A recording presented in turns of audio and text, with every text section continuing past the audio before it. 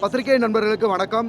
இப்போ என் காதலே படத்தோட ப்ரிவியூ ஷோவில் இப்போ நான் வந்திருக்கேன். ஏன்னா உங்கள் எல்லாருக்குமே தெரியும், தமிழ்நாட்டோட நடிப்பு அரக்கன் watermelon star doctor D Divakar producer மேடமோட ரெக்வஸ்ட்னால ப்ரிவியூ ஷோவுக்கு வந்திருக்கேன். என் காதலே படம் ஆக்சுவலாக தமிழ் கலாச்சாரம் அழிஞ்சு வந்துக்கிட்டு இருக்க காலங்களில் பார்த்தீங்கன்னா, அந்த கலாச்சாரத்தை நினைவூட்டுற வகையில் ரொம்ப அருமையாக சிங்கப்பண்ணே அப்படின்ற ஒரு வார்த்தைக்கு இணங்க அதாவது ஸ்கிரிப்ட் ரைட்டர், அதாவது கதை எழுத்து, திரைக்கதை, டைரக்ஷன் எல்லாத்தையுமே பார்த்தீங்கன்னா ஒரு டைரக்டராக பண்ணியிருக்காங்க. Madam director come producer.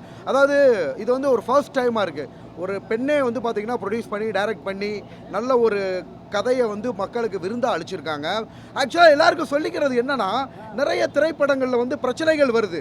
அதாவது நடிக்கிற நடிகர்கள் ஆர்டிஸ்ட்டுக்கும் சரி, ப்ரொடியூசருக்கும் சரி, டைரக்டருக்கும் சரி, ஒரு குடும்பத்தில் ஏதாவது ஒரு பிரச்சனைகள்னால் அவங்களுக்கு ஒரு ஆள் விட்டு கொடுத்து எல்லாம் ப்ரிவியூ ஷோவாக இருக்கட்டும் அல்லது ஆடியோ லான்ச்சாக இருக்கட்டும், அதில் நடித்த நடிகர்களும் நடிகைகளும் கலந்துக்கிட்டு பொதுமக்கள்கிட்ட அதை வெளிப்படுத்தணும். அதை விட்டுட்டு சின்ன சின்ன சச்சரவுகள், சண்டைகள் குடும்பத்தில் இருக்குது அப்படின்றதுக்காக ஒன்றும் இல்லைங்க.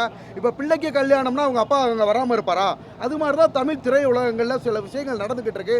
இதை பார்க்குறப்ப ரொம்ப மனசுக்கு வேதனையாகவும் கஷ்டமாகவும் இருக்குது. ஸோ குடும்ப பாங்க நல்ல படமாக இருக்குது. நிறைய புதுமுகங்களுக்கு வாய்ப்பை கொடுத்துருக்காங்க. இப்போ லேட்டஸ்ட்டாக பார்த்தேன், ஏதோ ஒரு படம் ஆடியோ லான்ச்சில் நம்ம டைரக்டர் மிஸ்கின் சார் பார்த்தீங்களா, இன்ஸ்டாகிராமில் நடிக்கிறவங்களெல்லாம் பார்த்தீங்கன்னா மூஞ்சில் குத்துவேன், முகரையில் குத்துவேன், இந்த மாதிரியான வார்த்தைகள் எல்லாம் தவிர்த்துட்டு எனக்கு ஒரு விஷயம் ஞாபகம் வருது சார். மிஸ்கின் சார் பிரச்சனை ரொம்ப தீவிரமாக வந்துக்கிட்டு இருந்தப்ப நான் அதை எதிர்த்து குரல் கொடுத்துருந்தேன். சார் பேசுனது தப்பு. என்ன சார்? இல்லை, படத்தை பற்றி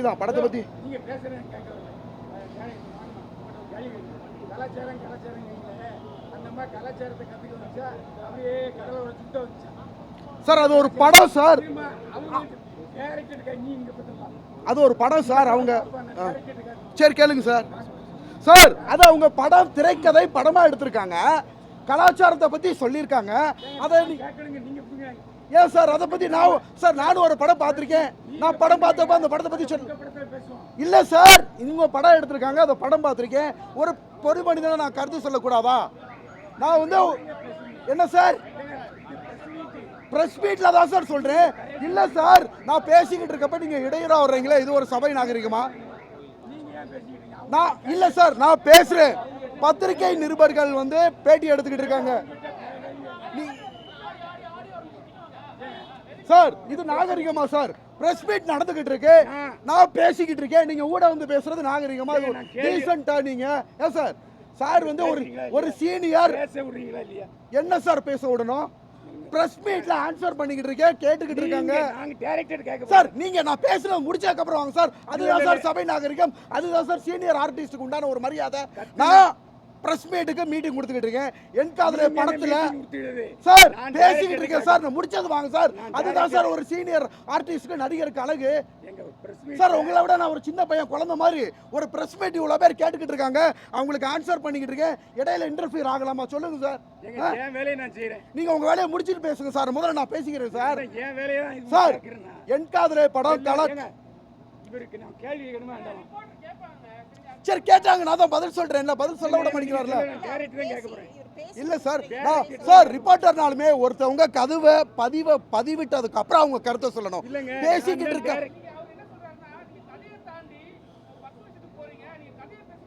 இல்ல, கதையை பத்தி பேசுறது என்னன்னா, புதுமுகங்களுக்கு வாய்ப்பு கொடுத்துருக்காங்க. ஓகேங்களா? அதுக்கு நன்றி சொல்றேன். இது மாதிரி சாரை நம்ம தப்பா பேசல, புதுமுகங்களுக்கு வாய்ப்பு கொடுங்க, யாரையும் இந்த மாதிரி பேசாதீங்கன்ற ஒரு சின்ன கருத்து, அவ்வளவுதான். ஓகேங்களா சார்? தவறா பேசல.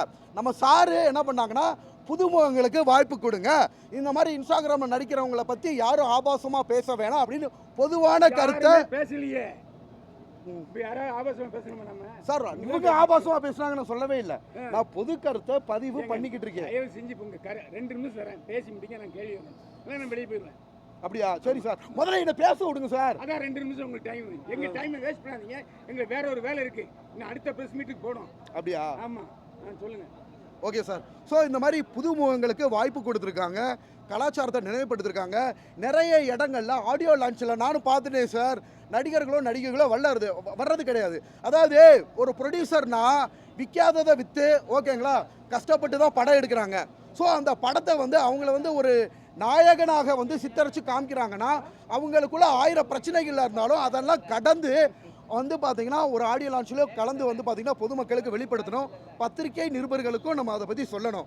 ஓகேங்களா? ஸோ இந்த படம் வந்து உண்மையிலே ப்ரொடியூசர் மேடமோட ரெக்வஸ்ட்னால இங்கே வந்து பார்த்து நீங்களே பார்த்துருப்பீங்க நிறைய ப்ரொமோஷன்ஸ்லாம். நான் உங்களை பார்த்ததே இல்லை. அந்த பக்கம் நான் சார் கொஞ்ச நாளைக்கு முன்னாடி தான் சார் நம்ம 2 பேரும் பார்த்து பேசலாம், அதுக்குள்ள பார்த்ததே இல்லைன்றீங்களே சார். ஏங்க கேளுங்க சார். ரிவ்யூக்கு பண்ண போறேன் படத்துக்கு. அதுக்காக இருங்க சார், அதுக்கு முன்னாடி என்னோட சிக்னேச்சர்ஸ் இப்போ போட்டுக்கிறேன் எல்லாருக்கும். ஐயோ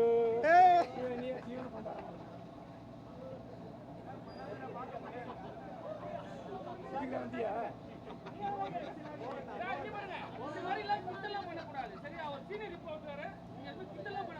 சார் யதார்த்தமா பேசுறாரு.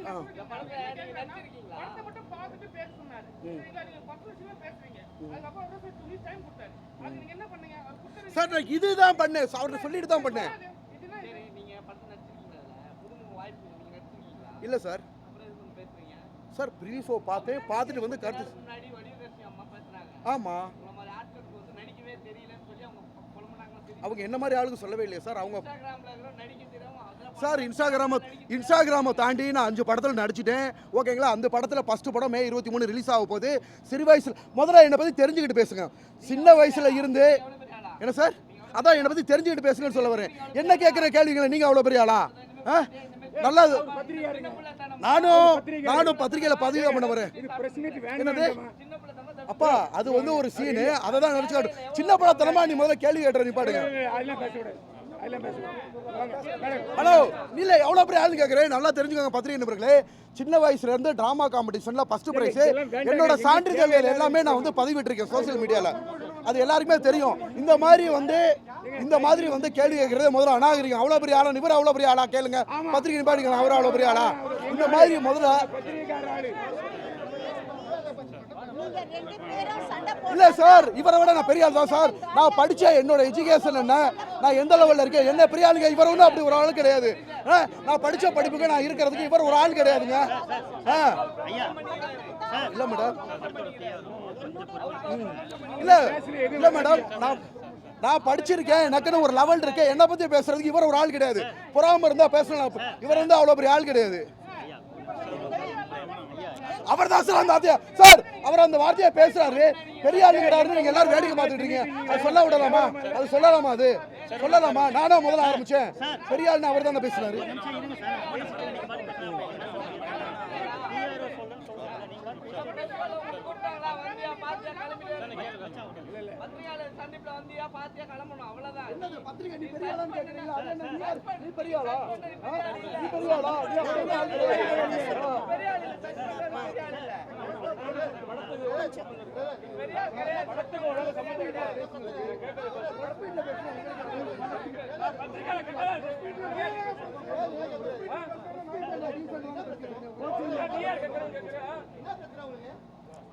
ஏங்க ஒருத்தரை போட்டு திருப்பி கலாய்க்க கூடாது.